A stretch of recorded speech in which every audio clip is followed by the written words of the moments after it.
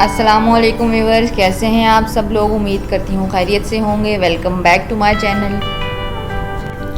आज मैं आपके लिए लेके आई हूँ एक बहुत अलग और यूनिक वीडियो जो है लंडा बाज़ार की। जी हाँ, मलेशिया का लंडा बाज़ार आज मैं आपको दिखाने वाली हूँ। जैसे कि पाकिस्तान में कराची में बनारस पे लंडा बाज़ार होता है, इसी तरह मलेशिया में भी लंडा बाज़ार मिल गया है हमें। तो आओ चलो देखते हैं कि हमें यहाँ का लंडा बाज़ार किस तरह का मिलता है। मलेशिया का लंडा बाज़ार हमें काफ़ी सर्च करने के बाद मिला और यहाँ पर लंडा बाज़ार को बंडल के नाम से पहचाना जाता है। यहाँ जो बंडल शॉप होती है वो असल में मलेशिया का लंडा बाज़ार है। मलेशिया का लंडा बाज़ार पाकिस्तान से थोड़ा मुख्तलिफ है। वो इस तरह से कि जैसे पाकिस्तान में लंडा बाज़ार ठेलों पर या फिर ज़मीन पर लगाए जाते हैं, यहाँ पर बाकायदा मॉल्स और शॉप्स के अंदर लंडा बाज़ार का सामान हैंग करके रखा जाता है और जूते वगैरह और बाकी सामान जो एसेसरीज़ हैं वो रैक्स में डिस्प्ले की जाती हैं। तो चलें चलते हैं, देखते हैं मलेशिया का लंडा बाज़ार कैसा है और वहाँ की कीमतें भी जानने की कोशिश करते हैं। क्या ये वाकई में लंडा बाज़ार है या फिर वो उससे भी ज़्यादा महंगा है।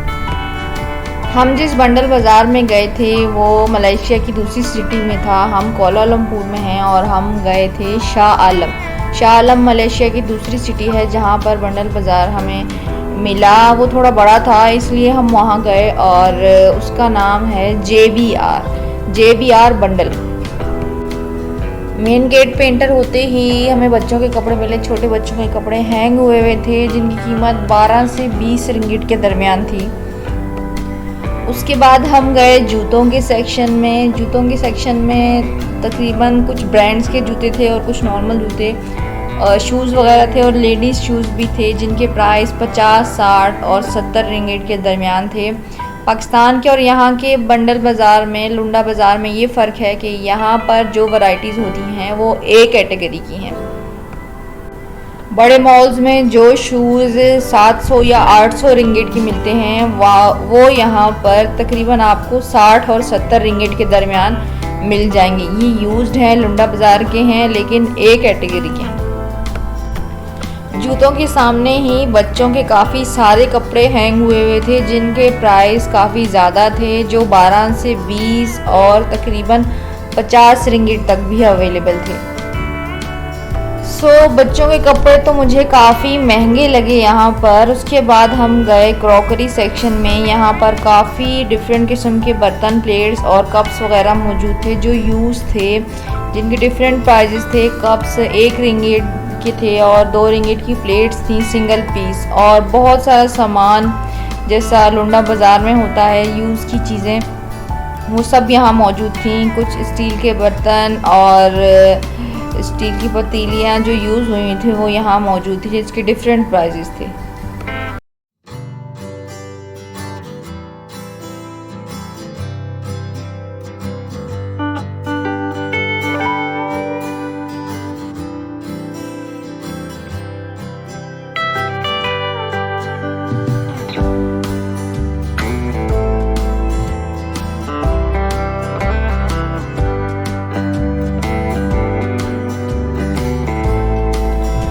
उसके बाद हम आ गए 5 रिंगिट वाले सेक्शन में। यहाँ पर सिर्फ लेडीज़ और जेंट्स के कपड़े थे, बच्चों के नहीं थे। और यहाँ पर सिर्फ कपड़े मौजूद थे जिसमें लेडीज़ की शर्ट्स और मेन शर्ट्स मौजूद थी और पैंट्स, ट्राउज़र्स वगैरह मौजूद थे जिनकी कीमत थी 5 रिंगिट। और ये सारा सेक्शन 5 रिंगिट का है जो एक्चुअल लुंडा बाज़ार लग रहा था मुझे।